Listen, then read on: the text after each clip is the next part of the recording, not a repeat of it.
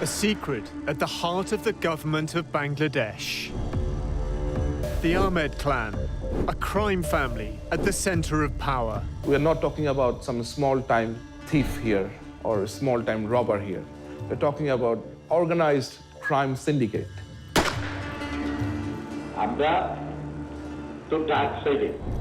The clan includes 3 convicted killers, at least one who protected the Prime Minister, Sheikh Hasina. He was personal bodyguard. He had direct contact with Hasina. Our investigation reveals how the head of the Bangladesh army keeps his fugitive brothers safe and helps them get rich. This is his brother, actually. His elder brother is running the country. He has the power of Bangladesh army. He has the power of his brothers because they are gangsters. They are mafia. The army chief helps the Prime Minister pursue absolute power. Sheikh Hasina has been very, very upfront and transparent about her goal of destroying the opposition. The Muslim-majority nation secretly buys spyware from Israel, a country it officially doesn't recognize. I could never say the Bangladesh army is my customer because we cannot do that. It's spyware that can track political enemies. It is highly intrusive and it is indiscriminate. It can hardly ever be compliant with human rights. A Dhaka crime family says it has the tools of the state at its disposal.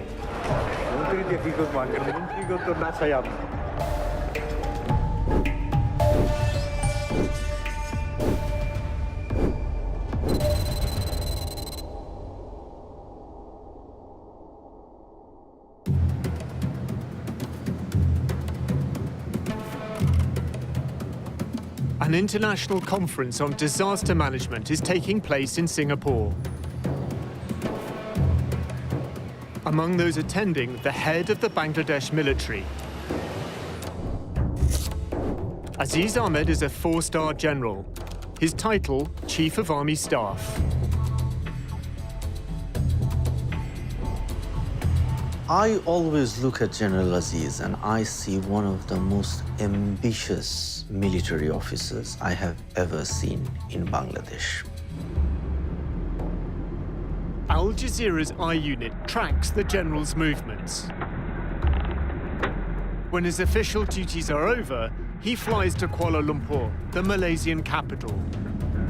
On the plane, he sends a text message to a contact called Hassan, Hungary.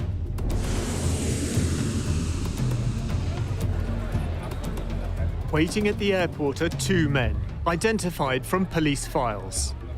They are Aziz's brothers. One is the man Aziz referred to in his text, Hassan, Hungary. His real name, Haris Ahmed. He fled a murder conviction and now lives under a false identity. He calls himself Mohammed Hassan. Also waiting is the youngest of the Ahmed clan, Joseph. He served more than 20 years in jail for the same killing.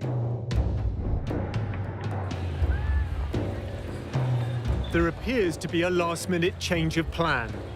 Instead of meeting his brothers in public, the general exits using a diplomatic channel.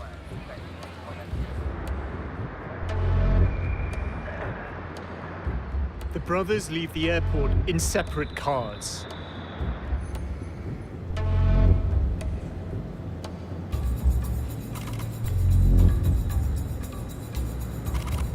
They regroup at a gated house in downtown Kuala Lumpur. Diplomatic cars from the Bangladesh High Commission are parked outside. Our surveillance team watches the property. The following day, the general returns with his younger brother, Joseph. Then another man emerges from behind the gates. General Aziz has led us to the oldest of the Ahmed clan, Anis. Anis Ahmed has been on the run since his conviction for the same murder as his brothers. He's built a prosperous life in his new homeland. Property records identify two owners of the house where the clan is staying: Anis Ahmed and Mohammed Hassan. That's Haris, the brother of Aziz. And this man is Anis Ahmed, the other brother. He's also absconding. Interestingly, he hasn't changed his name. The Ahmed clan sets off escorted by diplomatic cars. They head to the Bangladesh High Commission for the evening. At one time, they were a backstreet gang. Now, they are expanding their power in Bangladesh and increasing their wealth abroad. Aziz, the general. Anis, the fugitive we found in Malaysia. Joseph, jailed for 2 decades. And Haris, a killer on the run. The investigation moves to Hungary.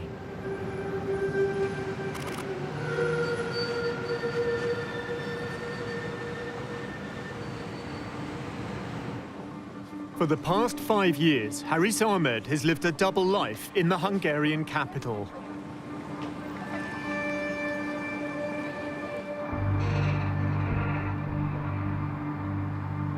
Haris is a very cold-blooded criminal. He is someone who would harm you if he doesn't like you. I got to understand that this person is not a very normal person. He is kind of a psychopath.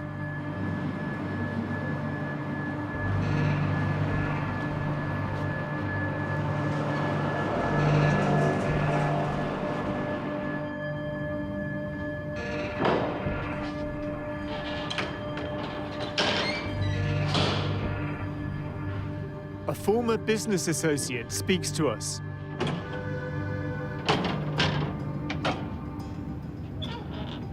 So it all started back in 2014, December. I received a phone call from an acquaintance of mine that General Aziz Ahmed is visiting Hungary. He requested me if I can accompany him during his visit because there is no Bangladesh embassy here in Hungary. Sami took him sightseeing. The general had a proposal. He asked me that if I can assist him to set up a business for his brother who is living in India at that moment. I said, sure, if he wants to establish his business, I can assist him. After leaving from Budapest, I received a mail from General Aziz where he asked what are the things involved to establish the business. I replied him what are with the detailed requirements of paperwork. Nothing of it raised any alarm to me. I have seen on all documents that his name is Mohammed Hassan. And I was not that curious to check or go through his documents. And as it comes from someone like General Aziz, there is no point that I would doubt any authenticity of his documents. We've obtained the fake documents used to build up Haris Ahmed's new identity. It includes a passport. It's signed by Kulsum, an official from the Department of Immigration and Passports. She was later charged as part of a criminal network involved in passport fraud. In order to get a fake passport, you need to get a fake national identity card. And in order to get a fake national identity card, you need to falsify a number of different documents, which could include a fake birth certificate, an education certificate, a marriage certificate. And in getting all of these documents, within Bangladesh, he's committing a host of different criminal offenses within the country. And then, of course, he then used that to get a passport, and that passport is a fake passport under a false name. And in flying under that passport, he would have committed offenses in all of the countries that he traveled to. The documents were sent from General Aziz's office. At the time, Aziz was head of the Border Guards Bangladesh, or BGB. Oh, this is really interesting. The witnesses on this document are Major Sujaul Haq, and Brigadier General Abul Hasnat. They're both in BGB, and they were both in BGB at the time when General Aziz was the head of BGB. So presumably, Aziz has managed to get these men to sign a document which is a forgery. Another BGB officer, Major Sami Rashid, sent this email with Aziz copied. It certifies a bank account held in Bangladesh by a Mohammed Hassan. A delivery note shows Major Rashid's role in shipping the fake documents. So in order to commit this fraud, to make it work, to get the signatures, to send it to Hungary, General Aziz has managed to make a variety of different senior military officers as accomplices.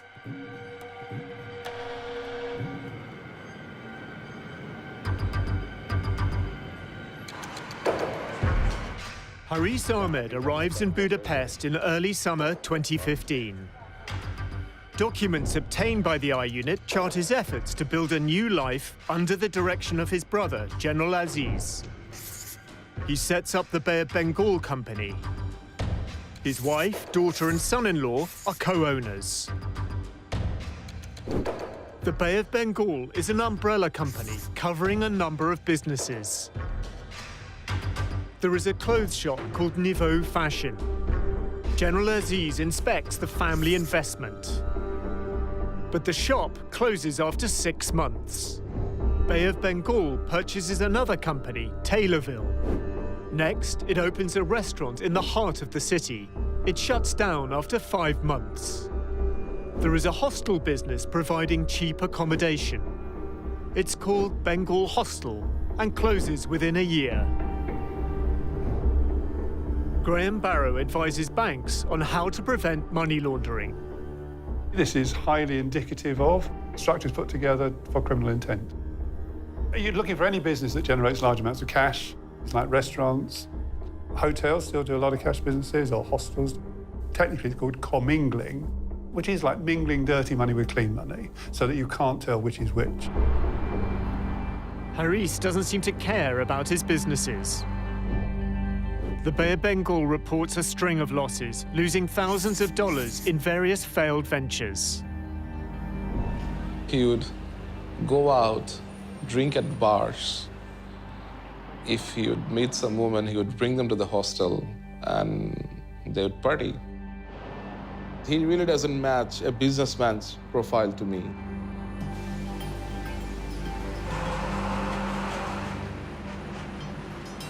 Sami discovers that Haris's financial interests lie elsewhere.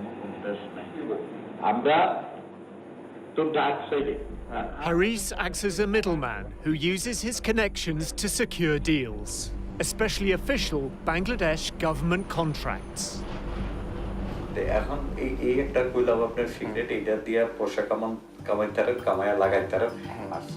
Haris wants Sami to help with a contract to supply Hungarian-made bullets to the Bangladesh army.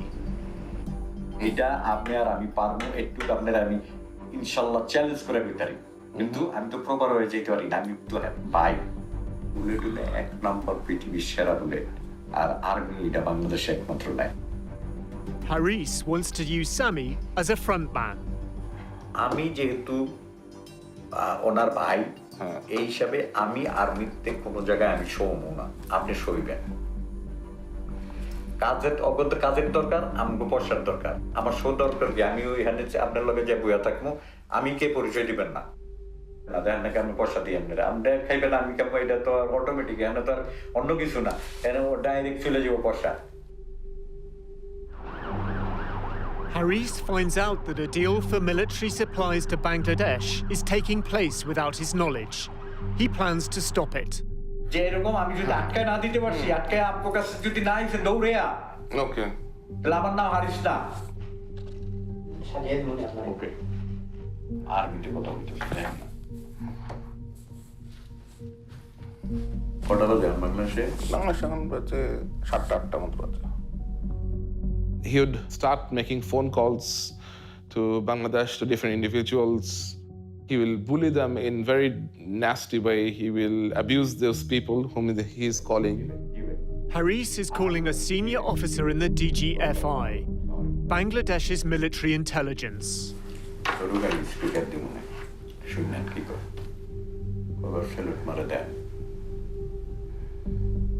ভাই আসসালামু আলাইকুম ওই যে আপনারা বলছিলাম না যে ইউরোপের কিছু ইটে হইলে তারপরে হাঙ্গেরির আর একটু ভিড়ে দেন নামটা খালি বাকিটা আমি দেখি একটু দেখেন ঠিক আছে ভাই আমি একটা রেফারেন্স পাঠাইতাছি আমি একটা কাগজ পাঠাইতাছি যেটা হাঙ্গেরির থেকে চেষ্টা করতেছে এটা একটু দেখেন ঠিক আছে ভাই ওকে ভাই Haris tells Sami more about his business operation. তারপর আমি তো জানি হাঙ্গেরি কিছু হইলে যদি আমার কাছে না আসে ওই বেটা কোনো কিছু নিতে পারবো না এই পর্যন্ত নেই নেই কেটালা বুদ্ধি দেখ বেটা নিয়ে থাকে আমার একটা প্রমাণ দেয় তারা কানটা কাইটা কুত্তার গলায় তুমি একেবারে এখানে কুত্তা আছে না দরকার পয়সাটা কিনেই না কুত্তার গলায় দিয়ে দেবো Haris says his role as a middleman is sanctioned by the Prime Minister, Sheikh Hasina. প্রধানমন্ত্রী শুদ্ধ হানি কইছে জানি যে ওখানে যদি কিছু করতে চাও করুক আমরা হেল্প করবো আর কি চাই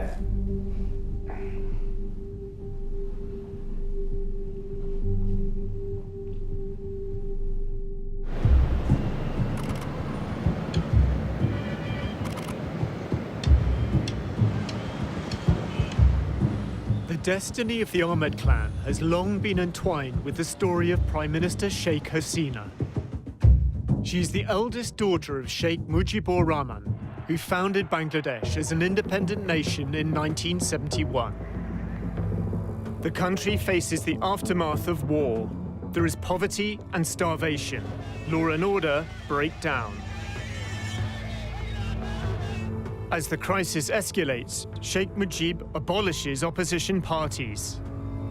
The army stages a coup. Hasina and her sister are in Europe.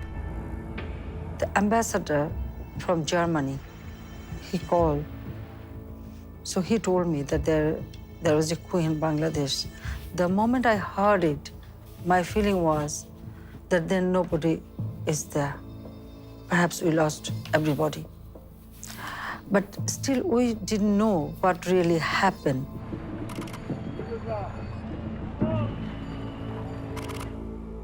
Army officers enter Sheikh Mujib's home. He is murdered along with 13 family members, including his 10-year-old son. The murder of Sheikh Mujib and his family was one of the most brutal episodes in the history of Bangladesh. The murderers even did not spare his little son. A large part of Sheikh Hasina's politics is shaped by her quest for justice, by her mission to avenge the killings. Less than 2 kilometers from where Sheikh Mujib is murdered, the Ahmed family lives in a sprawling district called Mohammadpur. Aziz is the second of 5 boys and a young teenager at the time. They would grown up in a very poor condition. Iqbal knew the family. He asked us to conceal his identity. His father had a low-level job, and whatever he earned, they couldn't run their family. Growing up amongst poverty and political strife, the 5 young Ahmed brothers form a close-knit bond. But Aziz stands out. In 1981, he joins the Bangladesh army. The other 4, Anis, Haris, Joseph, and another brother, Tipu, they turn to crime. They were extorting money. They were doing kidnapping. They became a gang. It started from very small. Then they started killing people. They had a specific area in Dhaka around Mohammadpur, which they controlled, which they sort of divided amongst themselves with other crime bosses of Dhaka city. And they would go and extort businesses. And they ruled over that area as if it was their personal fiefdoms. These are criminals that we're talking about. They are killers who have caused significant amount of damage to human life. While living in exile in India, Sheikh Hasina becomes leader of the Awami League, the party her father had led. In 1981, she returns to Bangladesh. I started to mobilize people. The then government tried to prevent me so that I shouldn't come back. But I decided to accept it and come back to work for democracy. The military is now running the country, and several times Hasina is placed under house arrest. There are attacks on her life. The I Unit has obtained covertly recorded phone calls of General Aziz speaking to a colleague. The conversations took place in 2020. Aziz describes how his brothers protected the leaders of Sheikh Hasina's party, the Awami League. যখন হলো আওয়ামী লীগ ওই জাতীয় পার্টির সময় যখন হলো সবচেয়ে খারাপ সময় যাচ্ছিল, যখন তারা তাদের কেন্দ্রীয় অফিসে বসতে পারতো না, তখন কিন্তু my brothers they were the main strength of this party. কেন্দ্রীয় নেতারা এসে আমার ছোট ভাইয়ের অফিসে বসে তারা হলো পার্টির হলো প্রোগ্রাম এখান থেকে অ্যানাউন্স করতো তারা, কারণ অন্য জায়গায় তারা নিরাপদ মনে করতো না, তো তারা ছিল ইয়াতে। The clan is feared, but also faces vengeance. One brother, Tipu, is murdered. Tipu, he was a very renowned gangster, very sharpshooter, very intelligent. Among the brothers, he was the most intelligent person. It was a time when politicians and the street gangs needed each other. These kinds of gangs, they were involved in extortion, petty street crimes, extracting money from businessmen. But they also acted as muscle for politicians when required. They tended to link up with certain politicians, and they were used by politicians at particular moments when it served their interests. In the mid-1990s, Haris Ahmed joins Hasina's personal protection team. This is Haris, Sheikh Hasina. Iqbal remembers Haris from that period. He is around Hasina's security, personal security. And that meeting was in Muhammadpur. That is Haris's area. He organized all the meetings. He was personal bodyguard. General Aziz recalls a recent statement by Sheikh Hasina to party leaders. Honorable said, যে দেখো ওর ভাইরা কে আমার থেকে বেশি তোমরা জানো না। The Prime Minister compares the loyalty of the Ahmed clan, who protected her when she was attacked, to the inaction of the senior politicians surrounding her now. কোথায় ছিল যখন হলো নাই যে যখন আমার বাড়িতে গ্রেনেড হামলা করে, আমার বাড়িতে এরকম করে, আমি কোন কোথায় ছিল তোমরা? এই চিফের ভাইরা আমার আশেপাশে ছিল, তারা ছিল তখন আমার মেইন চালিকা শক্তি। তোমরা কোথায় ছিল তখন?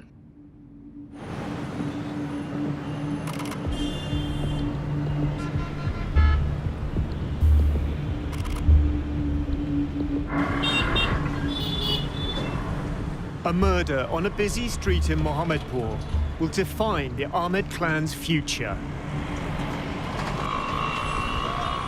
Mustafa Rahman is said to be from a rival political party, one linked to the killing of Sheikh Hasina's family. Mustafa and two colleagues are surrounded.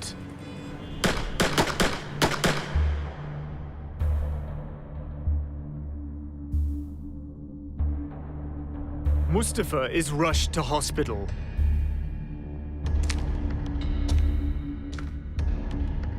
He gives a witness statement to a magistrate. Joseph, Haris, and Anis have shot me. Harish shot me with a licensed gun. Joseph took the pistol from my waist and shot me in the stomach with it. The others also had pistols in their hands, and they shot at random.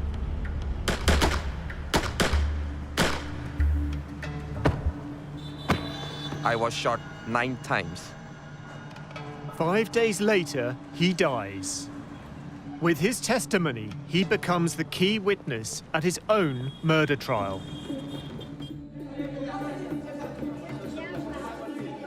One month after Mustafa Rahman's murder, Sheikh Hasina becomes Bangladesh's new prime minister. The 3 Ahmed brothers are charged with murder. 8 years later, when Hasina is no longer in power, they're convicted. Joseph is sentenced to death. Anis and Haris are sentenced to life imprisonment. But they're already on the run. For 15 years, they're not found, until the I unit tracks them down. Haris Ahmed was one of the top gangsters of the country who was being hunted by the police. Anis Ahmed, he was accused for a very brutal murder. I don't think that they could have fled the country without some sort of help from some powerful people. The sequence of events is quite interesting. Around 1994-95, Haris, he acted as her bodyguard. Then, a year later, 1996, a murder of somebody who is said to be a political rival to Sheikh Hasina took place, in which the 3 brothers, including Haris, were subsequently convicted. But maybe she feels the less she knows about all of that, the better.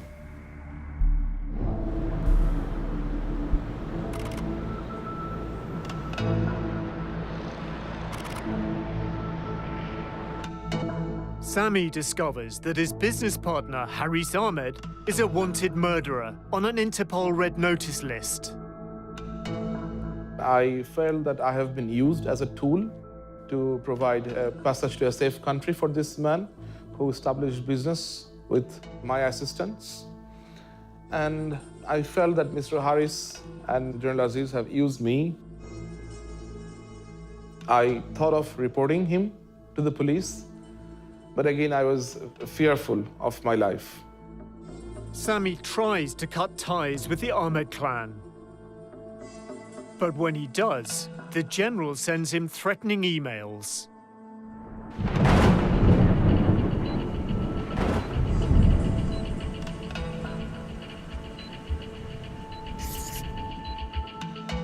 General Aziz became very violent with his words. He became very furious. He sent me emails where he directly threatened me.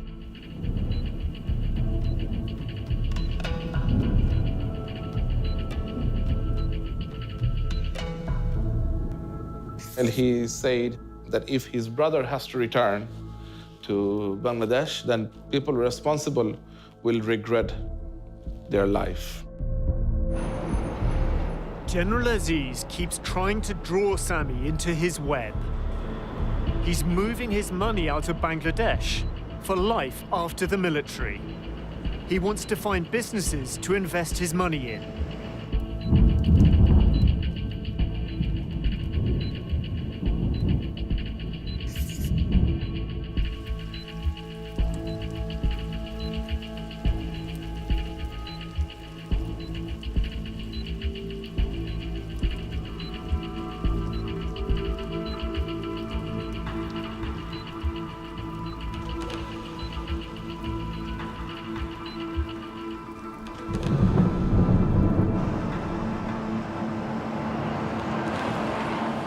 By 2019, Sami's had enough, but he goes along with their schemes. Except now, he's working with the I unit.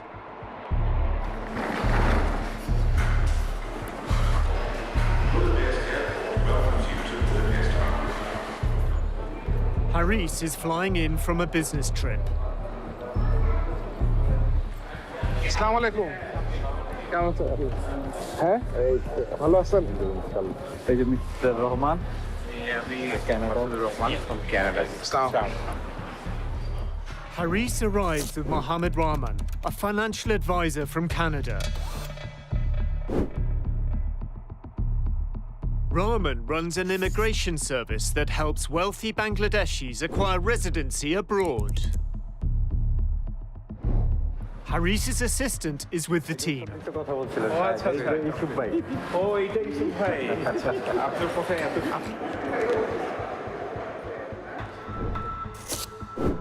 Yusuf Ali handles Haris's bookkeeping. কোথায় কোথায় গেলেন France থেকে গেলাম Morocco থেকে turkey থেকে আনাইলাম ঘুরতে গেছিলেন আচ্ছা The discussion turns to Haris's political influence in Bangladesh. His associates know Haris has connections to the Prime Minister. আপনি মন্ত্রী হবেন কবে আপনি মন্ত্রী হবেন কবে মন্ত্রীকে কি করবো মন্ত্রী তো না চাই আপনি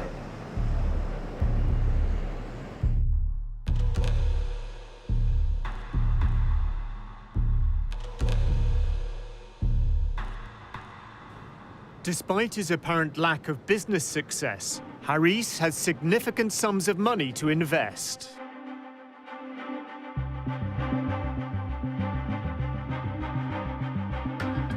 Haris and Rahman want to buy a hotel. Sami is showing them around. How many rooms you have 66 66 rooms এটা কত টাকা চাই এটা 7.2 million euro 7.2 billion বাংলা কত টাকা ওই হোটেলটা is more viable than this one. The Bay of Bengal, the umbrella company for Haris's investments, has an office in this building. It's above a goulash restaurant, owned by Haris. Next door is an unlicensed foreign exchange bureau. That too belongs to Haris. It's manned by his assistant, Yusuf Ali. Yusuf confirms to Sami that Haris's main source of funds is government contracts from Bangladesh. কোন ধরনের ব্যবসা উনি involve কোন ধরনের কাজ উনি আসলে ওই যে মিনিস্ট্রি বা এই সমস্ত বা আরো সরকারি লেভেলের কোন দান্দা করছে এগুলো আমার ধারণা আচ্ছা আচ্ছা হয়তো মামু লাগবে না হয় মামুর জোর লাগবে A letter from the Bay of Bengal company contains a proposal for a consignment of military bunk beds. It's addressed to the Director General of Border Guards Bangladesh, the BGB. It's dated November 2015. The Director General of the BGB is Haris's brother, Aziz. Patronage appears to provide Haris with ample earning opportunities. পরের গত ইলেকশনে তো আমার সামনে দেখছি কতজনে দান্দা ওনারে যে বলছে ভাই আমার একটা নমিনেশন দিয়ে দেন আমি 5 কোটি টাকা দেবো Seriously? Yusuf says that Haris acts as a middleman and fixes army contracts for the right price.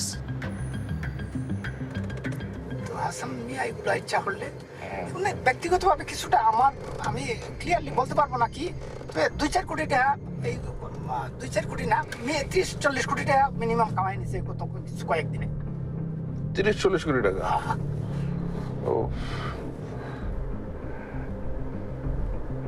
The I unit obtains evidence that Haris Ahmed is establishing an investment portfolio outside of Hungary.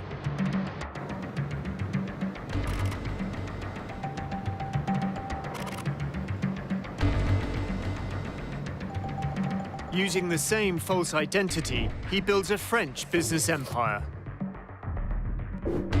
In 2018, he buys a stake in a company which deals in computers and IT. The company has 2 registered offices. One on the outskirts of Paris sells mobile phones and offers international money transfer services. The pace picks up in 2019. In the space of just 7 months, Haris buys stakes in 4 more companies. In April, he found Snigda, which owns a fast food outlet. Then in May, he buys a stake in a retail company called TPTY. He sells it shortly after. This pattern and style of doing business is not inconsistent with money laundering. The construction of companies, company types, jurisdictions, bank accounts, the whole range of activities that he has been involved in are entirely consistent with schemes put together to funnel criminal funds through the system in order to make them look legitimate. There is absolutely the ability to hide in plain sight, so the busier the financial centre, the easier it is to lose a bit of dirty money in it. In June 2019, he registers the Bay of Bengal in France, which owns an Indian restaurant.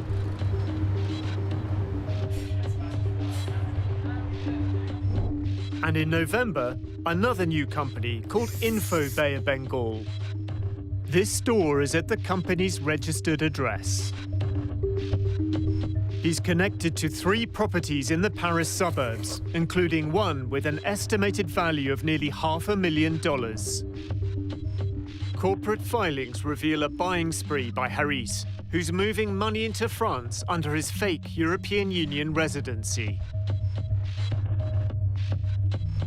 It's introducing the money into the system, layering, moving that money between lots of different companies and countries, and then integration, putting it back into the real economy. Well, what better place to put it back into than property? It is the traditional home of dirty money.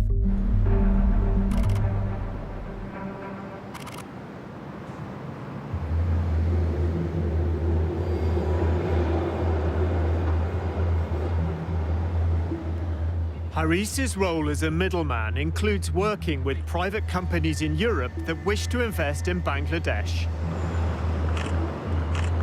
Mohammed Rahman, the Canadian businessman, comes to help Haris negotiate a potential deal worth a fortune. Haris and Rahman are told that British financiers are looking to invest millions of dollars in the hotel trade in Bangladesh. Sami organizes a video conference with a British investment firm. Haris uses his assumed name. Hello. Hi, good morning. Hello. Hey, gentlemen. I'm... Yes, hello. Hi. Mom Hassan. Mohammed, pleased to meet you.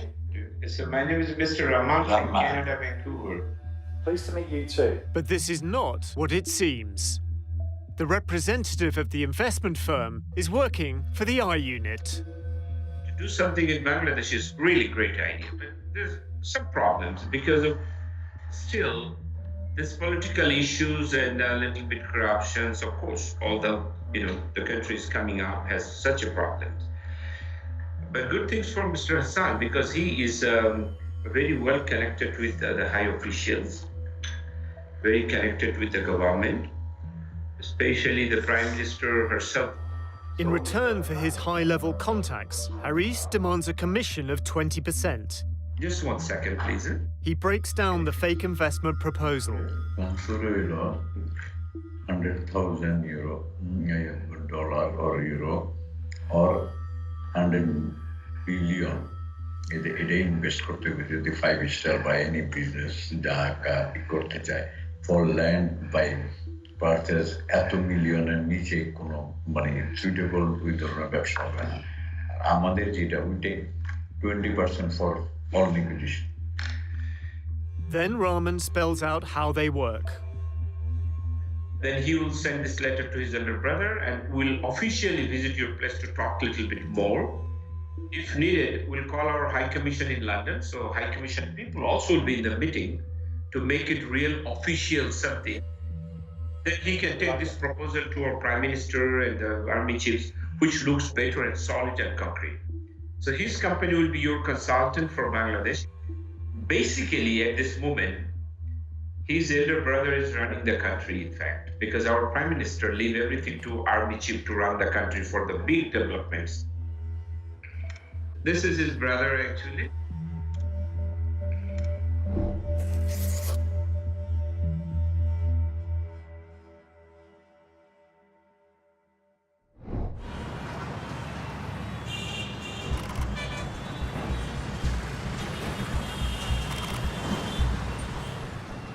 Sheikh Hasina must call an election.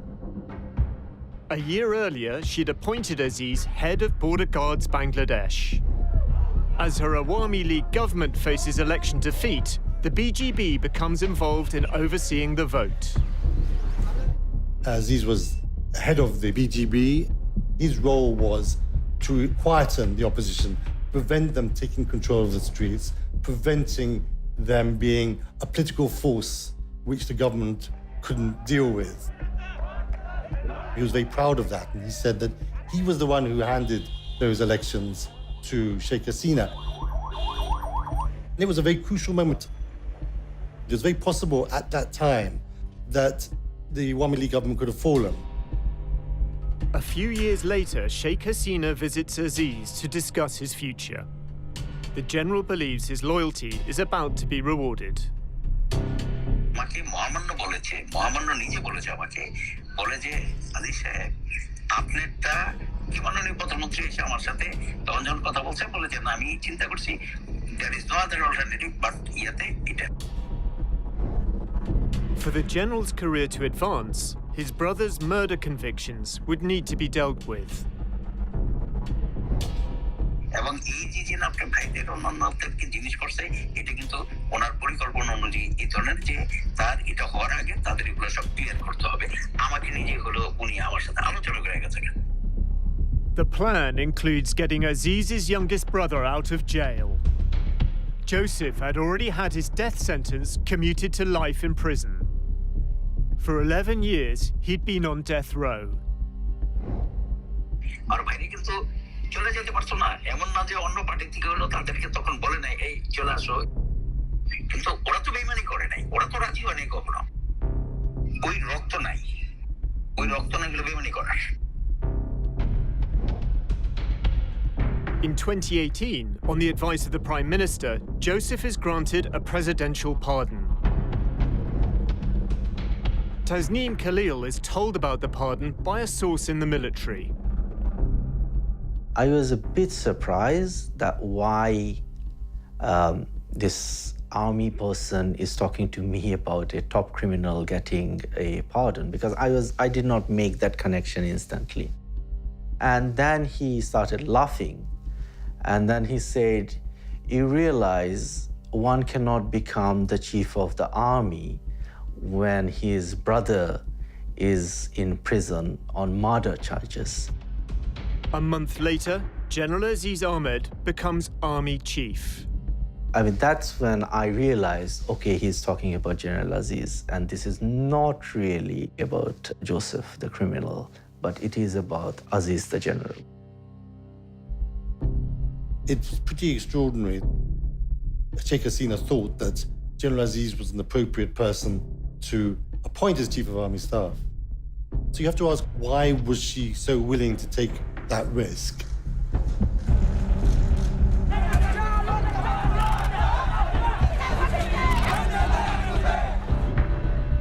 In December, Sheikh Hasina holds another election. General Aziz helps her consolidate power. In 2018, Army played a very active role and assisted the massive rigging that went on in nearly every voting center in Bangladesh. The leader of the opposition and Hasina's longtime rival, Khalida Zia, is in jail. Others detained and never seen again. Sheikh Hasina has been very, very upfront and transparent about her goal of destroying the opposition. She's basically trying to brand herself and her family as being synonymous with the state. The opposition has been significantly repressed. They can barely function as an opposition. The law enforcement authorities have been able to act with tremendous impunity in relationship to extrajudicial killings and enforced disappearances, which have to some extent become systemic now within the whole way in which the country operates.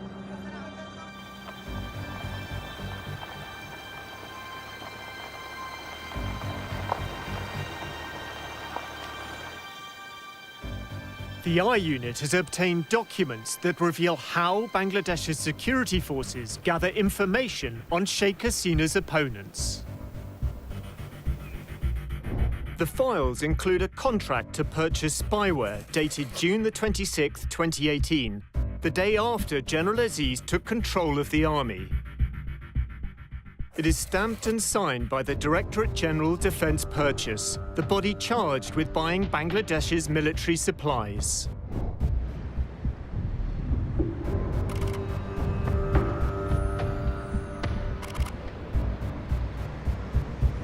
In February 2019, I was contacted by a friend of mine who was serving with the DGFI. A group of 4 Bangladeshi officers are visiting Budapest for some official reason.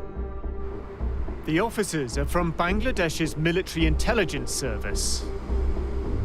I invited them for dinner. They said they will have 3 more guests with them. The 3 additional guests include 2 Israelis and an Irish national. But the 2 Israelis, who are intelligence experts, decide not to attend dinner. Only the Irishman gets out. The Bangladeshi officers introduced me to the guy, and he introduced himself as a contractor for some surveillance equipment company. I heard them discussing about purchasing this spyware, this device that they can basically conduct surveillance on general people's mobile phone. The contractor said that no way that people in Bangladesh should know that this product comes from Israel. And that is when I decided to turn on my recorder. My company is based in Singapore, so I am the selling agent. The middleman for the deal is James Maloney from Sovereign Systems. So we can supply Wi-Fi interception, as well as cellular, as well as video surveillance. The documents confirm that Bangladesh is indirectly buying surveillance equipment from a company in Israel. HIC-6 was founded by former Israeli intelligence experts.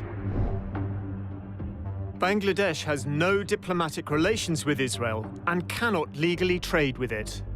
The Bangladesh passport prohibits travel to Israel. Bangladesh has the world's 4th largest Muslim population. It says it won't recognize Israel until there's an independent Palestinian state. The Bangkok-based Maloney acts as the facilitator.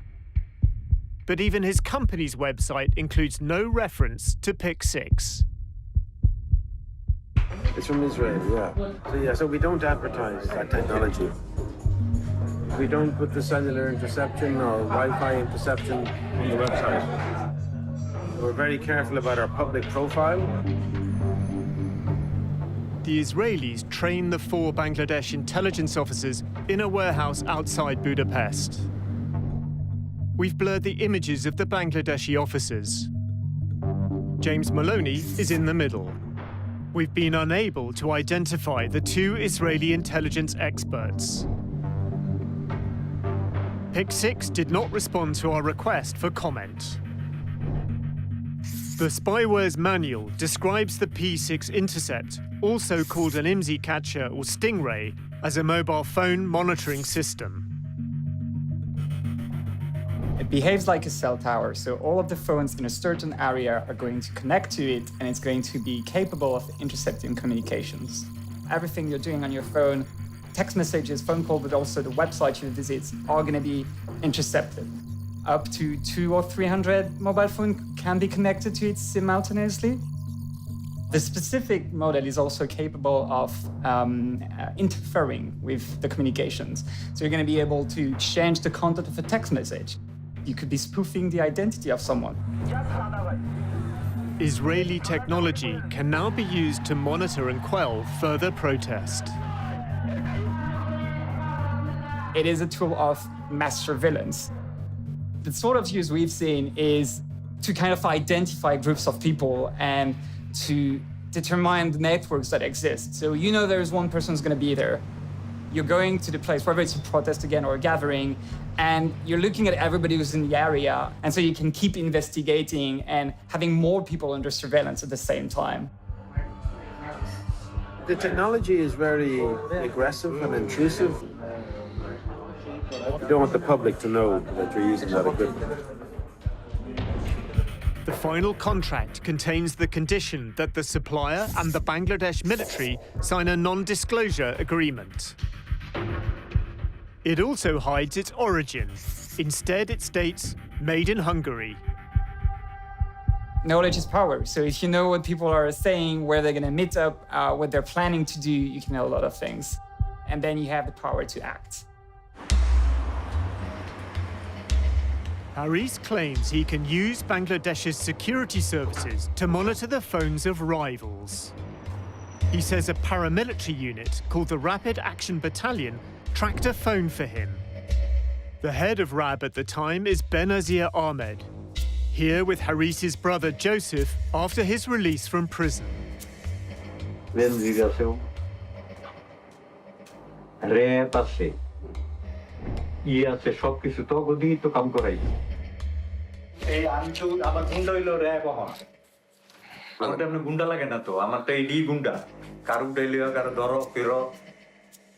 Haris says he's used RAB to track a phone and make an arrest.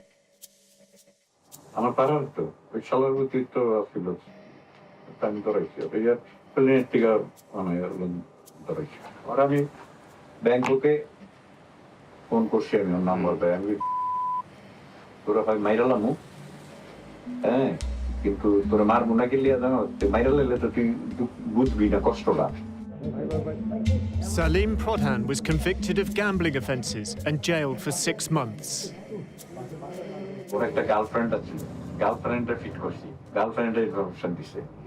Mobile tracking করাইছি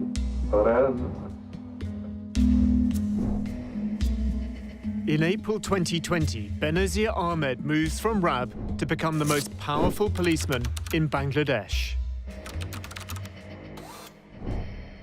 ওরা কাজ করে আমরা গুন্ডা আছে police আছে পুলিশই তো আমরা গুন্ডা গুন্ডার লাগে না তো গুন্ডা হন পুলিশ যার পুলিশ লাইন আছে যার প্রশাসন আছে হেই হন গুন্ডা Haris prefers not to attract attention by directly involving his brother. কি করতে আর খামচা খাকি পোশাকের মধ্যে ঢুকে বসে থাকবো হিসাবটা বুঝছেন সে অমুক আছে তমুক আছে আইজি আছে এবং তা আমাকে তো দরকার হয় না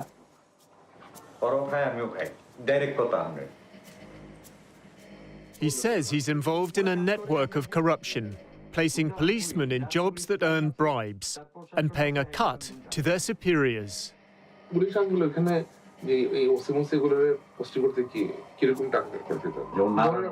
আমি আপনার এয়ারপোর্ট থানার ওসি মিনিমাম 10 কোটি টাকা 5 কোটি টাকা অ্যাকচুয়ালি ট্রান্সফারের টাকাটা খায় home minister IG police commissioner তিনজন মনে করেন 5 কোটি টাকা কন্ট্রাক্ট করলে হয়তো 3 কোটি টাকা দিয়ে 2 কোটি টাকা আমরা এটি কখন যায় বুঝছেন এই হলো কাহিনী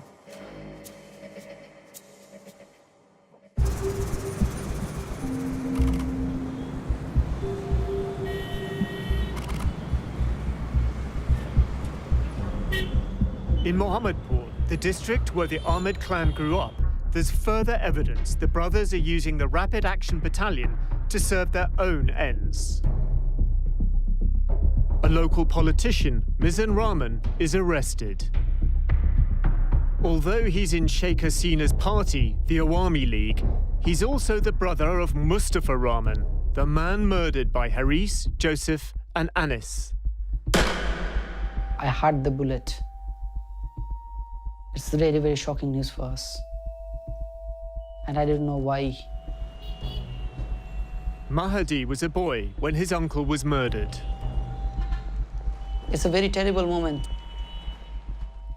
It's a brutal murder. He now lives abroad. He says General Aziz is using RAB to punish his family. It was his uncle's testimony that sent Joseph to prison, and Haris and Anis on the run. Most of the people who is involving in RAB, like Lieutenant Colonel or Colonel, they are really close to General Aziz. If General Aziz said, yeah, okay, do it, so that they can do it, because they had the command of General Aziz. people in Bangladesh are scared to death of RAB. If RAB is after them, they will run away. And we've seen many cases of human rights activists, women's rights activists, even internal critics inside the Awami League who have fled the country because they heard RAB was going to come knocking at their door. He has the power of Bangladesh Army. He has the power of his brothers because they are gangsters. They are mafia.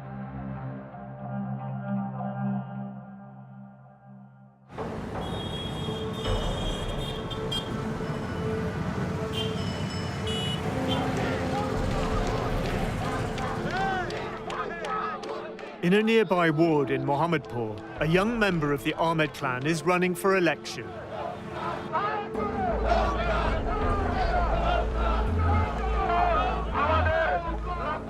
Asif Ahmed is the nephew of General Aziz and son of Anis, who lives in Kuala Lumpur.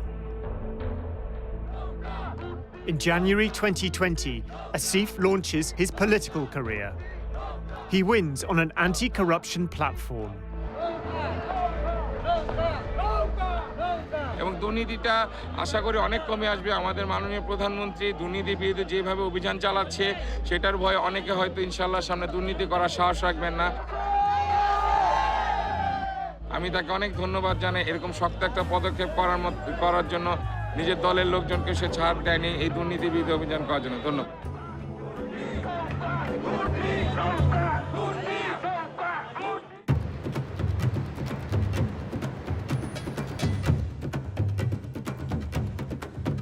At the grounds of the Army's national headquarters in Dhaka, a high society wedding.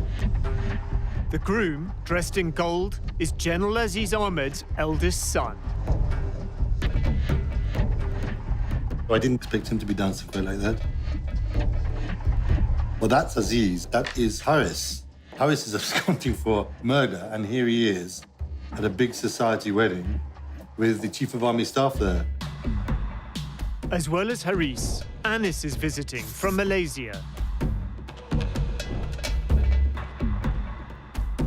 This is jaw-dropping stuff.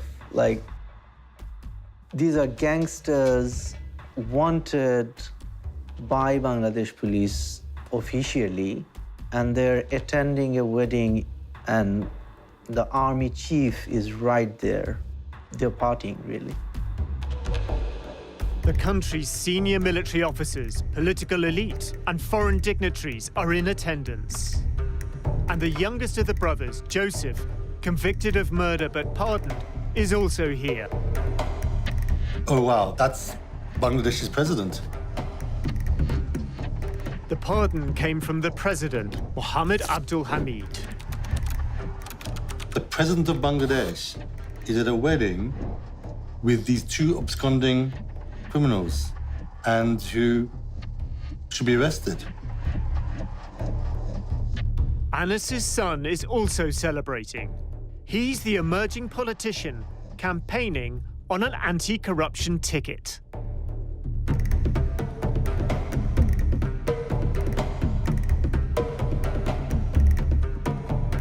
The next generation is properly in place. If the same regime continues, we can see that the second generation of these people would take place and turn Bangladesh into an absolute mafia state.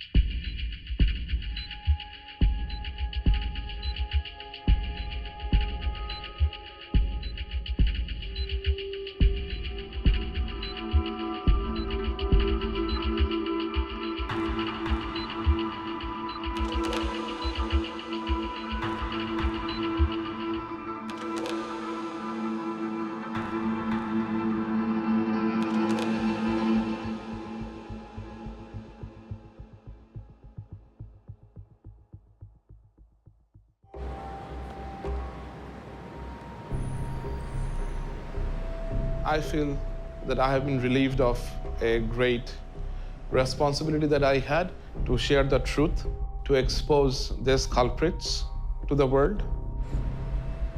And of course, I am fearful. I feel afraid. I am feeling scared that they will come after me.